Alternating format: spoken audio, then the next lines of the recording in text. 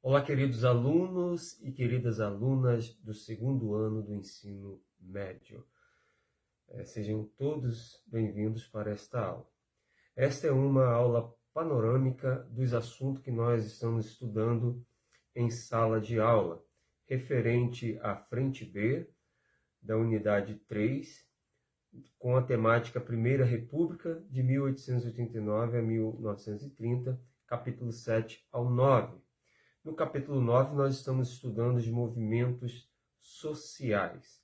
E para esta aula, os nossos objetivos são, em primeiro lugar, analisar as principais causas que levaram ao surgimento dos movimentos sociais durante a Primeira República. E, em segundo lugar, nós vamos comentar um pouquinho sobre a importância do movimento de Canudos na luta contra a desigualdade social no Brasil. Depois nós vamos comparar a revolta da vacina e a revolta da chibata em termos de suas motivações e impactos sociais. E também nós vamos definir o papel da Semana de Arte Moderna de 1922 no contexto dos movimentos sociais e culturais do Brasil.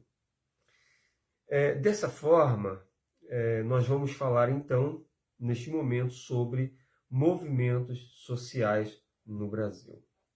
Os movimentos sociais no Brasil são expressões de luta e reivindicação que surgem em diferentes contextos históricos. A seguir, nós vamos então apresentar, de uma forma bastante resumida, as dinâmicas sociais durante a Primeira República e de alguns movimentos que foram significativos desse período, bem como os seus impactos na sociedade brasileira. Então, em primeiro lugar, falando das dinâmicas sociais da Primeira República, nós vamos ver que essa Primeira República, que vai de 1889 a 1930, foi marcada por um forte controle político e social que gerou descontentamento entre diferentes grupos, a desigualdade social, a exploração do trabalhador e a falta de representatividade política foram fatores que impulsionaram o surgimento desses movimentos sociais. Então nós vamos ter Canudos, né? Um movimento que foi liderado pela figura de Antônio Conselheiro, né? No final do século XIX, que representou uma resistência à opressão e também à pobreza.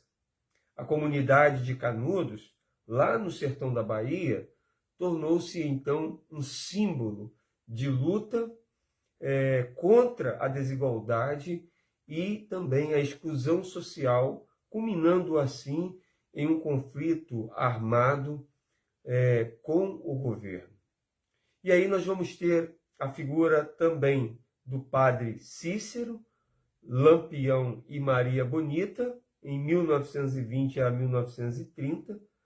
Durante essas décadas, nós veremos que o padre Cícero se destacou como líder religioso e político lá do Nordeste, promovendo a união do povo em torno da fé e também da resistência. Já Lampião e Maria Bonita, ícones do cangaço, eles simbolizaram a luta contra a injustiça social e a opressão, usando a violência como forma de contestação.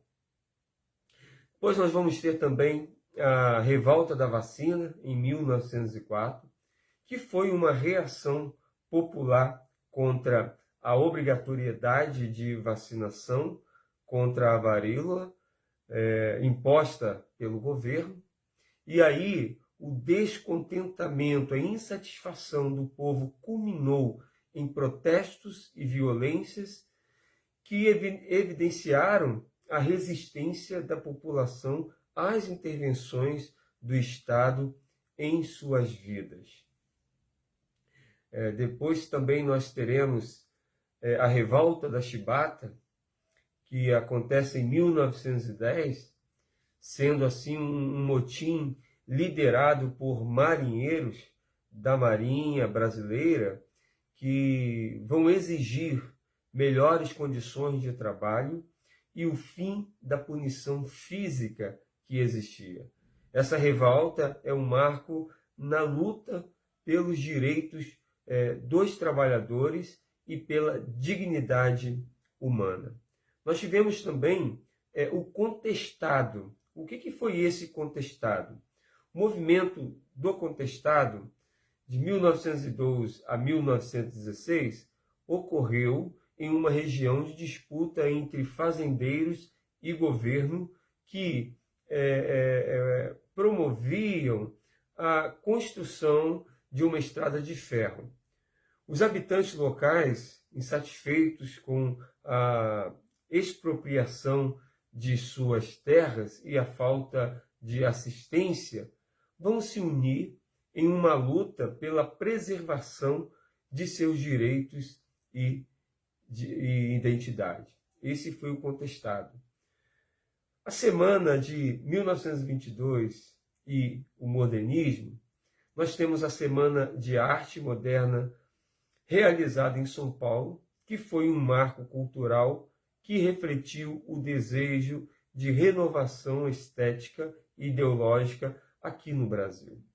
O modernismo buscou romper com as tradições e promover uma nova identidade brasileira, influenciando movimentos sociais e culturais posteriores. E aí nós vamos ter o movimento operário brasileiro, em que vai surgir no início do século XX e vai também ser impulsionado pela industrialização e as péssimas condições de trabalho que os trabalhadores tinham. Então, greves e mobilizações vão marcar a luta por direitos trabalhistas, condições dignas e melhores salários, refletindo a crescente organização dos trabalhadores. De forma a resumir, nas nossas considerações finais aqui, vamos lembrar que os movimentos sociais no Brasil, eles foram fundamentais para a construção da identidade e da luta por direitos.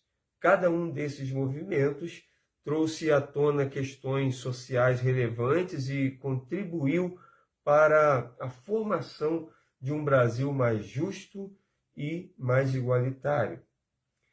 A análise desses eventos é essencial, então, para nós estudantes compreendermos as dinâmicas sociais contemporâneas e os desafios que ainda persistem até os dias de hoje. Então, para a gente aplicar esse conhecimento desse rápido vídeo aqui, nós podemos, em primeiro lugar, fazer uma análise nas principais causas que levaram ao surgimento desses movimentos sociais durante a Primeira República. Nós vamos ver, então, que as principais causas incluem a desigualdade social, a exploração do trabalhador, a falta de representatividade política e também o descontentamento com o controle político e social da época.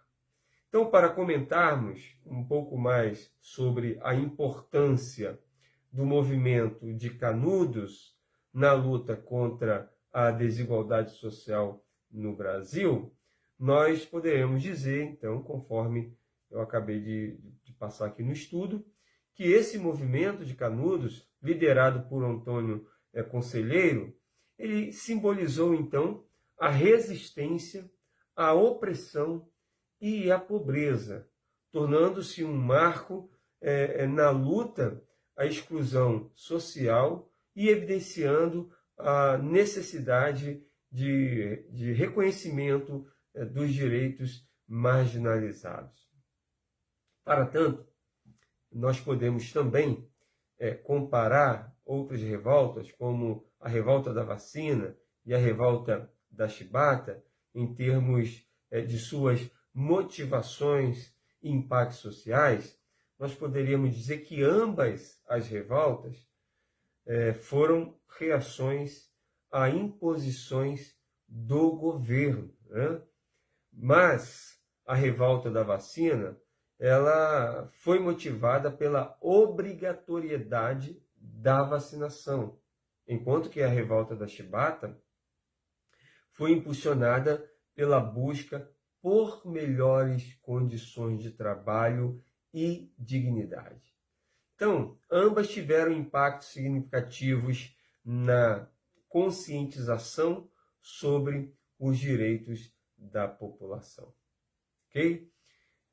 Definindo, então, o papel da Semana de Arte Moderna de 1922 no contexto dos movimentos sociais e culturais no Brasil, nós diríamos que essa semana, a saber, a Semana de Arte Moderna de 1922, foi um marco cultural que buscou romper com as tradições e promover uma nova identidade brasileira, influenciando não apenas a arte, mas também os movimentos sociais, ao refletir o desejo de renovação e mudança na sociedade.